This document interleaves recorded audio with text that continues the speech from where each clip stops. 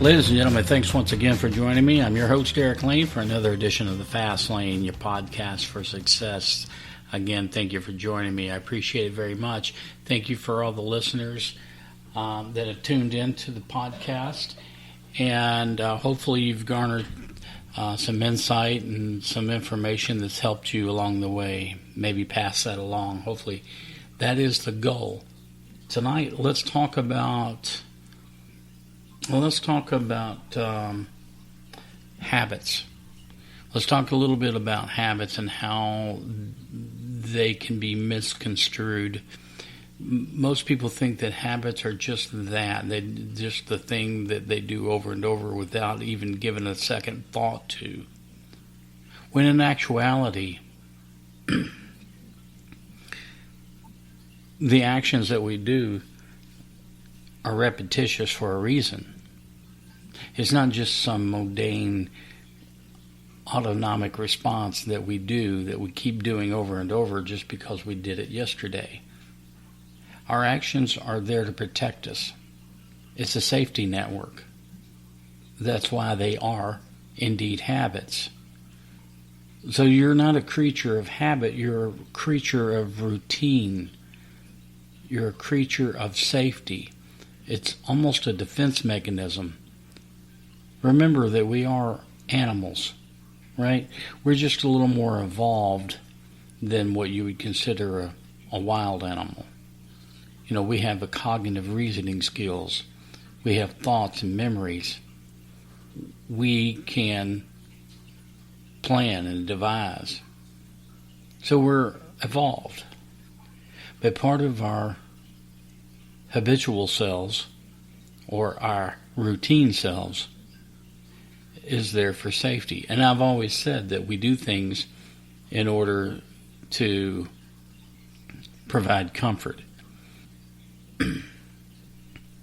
We shop at the same places, eat at the same restaurants, fuel at the same filling stations, drive the same routes. 90% of what we did today is what we did yesterday. We change less than 10% per day.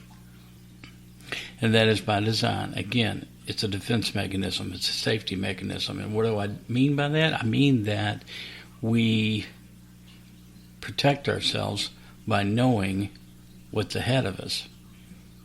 See, if we were just out there every single day doing something different and wild and adventurous, it increases the risk of being harmed or having something happen to us that is unforeseen. So we do in our daily life what we know. And what we know is what we did that worked before.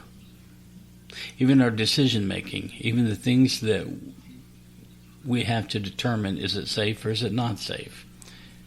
So our brains go into our big file cabinet and starts flipping through the pages and goes, oh yeah, this is what we did the last time that we had this encounter. The last time we were in this place. The last time that we had this decision. So it starts to calculate the percentages of probability, safetiness, and harm. And so you get a comforting feeling in that safety.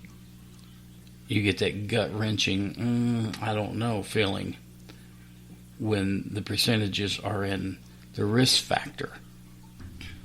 So what does all this mean? Well, it means that we're programmed for safety. We're programmed for comfort. We're programmed to do the same thing over and over again. So I bring this to your attention because if doing the same thing over and over again is not propelling you forward on your success path, you need to be aware of it. You need to be the one to stand up and say, hey, I get this. I understand this. I'm doing the same thing over and over again for safety, but for safety reasons, I am not making any monetary advances. I am not exciting or extending my success path. success path. Excuse me. So what you have to do is make calculated changes and go, I understand that I have a safety protocol to meet, yet I have to make changes. So that's why you make the steps. You make the small steps. Big steps can be stressful. We have stresses in our life we like to avoid, right? And that goes back to the safety network that we have, that we employ every day. Major events in our life are stressful. Changing jobs, getting married, moving into a new neighborhood, into a new home, having children learning to drive. I don't know if you've been through that. That's very stressful. But all of these things contribute to stress factors. And the more stress factors that we have in our life, the more likely you are to cocoon into your safety network and to fall back into your safety zone. If you understand that, then it will assist you in knowing that you've got to take a certain amount of calculated risk to do the things that you need to do to become successful, to become the person that you want to be, the things that you want to have, the things you want to do in your life. If it's the dollar you're chasing, you've got to make those changes. If it's just a lifestyle change that you want to make, you've got to make those changes. Whatever it is that you want to change in your life, or the things that you want to move toward and propel yourself toward, you've got to make those changes. And you have to understand changes are uncomfortable. Changes goes against your natural ability for your safety network to be safe. So that's why I always say it's important to have a mentor. Someone that has done what you want to do. And you can see the steps. And you can see that they did it. They successfully did what you want to do. So your brain starts to accept the fact that there's a certain amount of safety in doing so. And the more that you can learn, read, and understand about that process, about your mentor or mentors, the easier it will be for your brain to accept there's a safety network. There's a strategy that dwindles the risk factor. Goes back once again to having a plan. Plans help eliminate those stress factors, those fear factors, those mountains of doubt that can crop up in your mind, those mountains of doubt that hinder you. Become the person, become the expert, become the pro, and you don't have to do it alone. Again, mentoring people or being a mentor is a great way to do that. Read, learn, again, listen to as many CDs and programs that you can find in the subjects that interest you, and just feed your mind. That's the quickest way to get to where you want to be, is feeding your mind.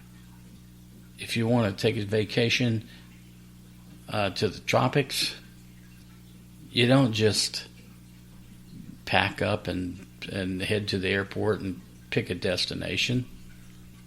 You research it. You make accommodation arrangements. You have an agenda. You have a plan. Well, that's the same thing that you have to do in your life. You have to make arrangements and accommodations to accept your journey. You have to check in to your success. You have to know that you're ready for your success and that you're going to be arriving there shortly and soon, because you've already made the arrangements. and know that everything's going to be great, wonderful. You may have to tweak things along the way, as I said, but you do that by making plans, writing things down. Again, pencil, paper, write things down, clear your mind, and it just makes things go so much smoother. But I will challenge you to set out for an adventure, but make it one that's less stressful, one that's calculated, by making your accommodations ahead of time. Your accommodations to success. Your routine life will hold you back if you let it. Your habitual actions of day in and day out will not garner you anything toward the future of your success. So move forward and do it with elation, amount of just pure glee that you're going to be, this is going to be great. Know that it's going to work out. Your expectations mean everything. Your expectations are half the battle. It's half of you accepting what you're doing, is knowing that the expectations are going to be there. No one ever sets out for success thinking, oh, this is going to be crappy. I'm going to make more money. It's going to be crappy. I'm going to live a better life, but it's going to be crappy getting there. No, it's going to be fun getting there. It's going to be great getting there.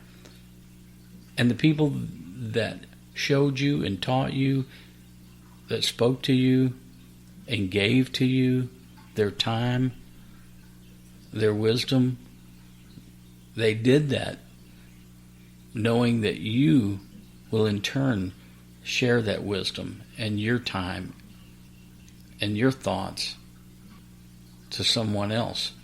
And you'll know it when the time is right. You'll know it.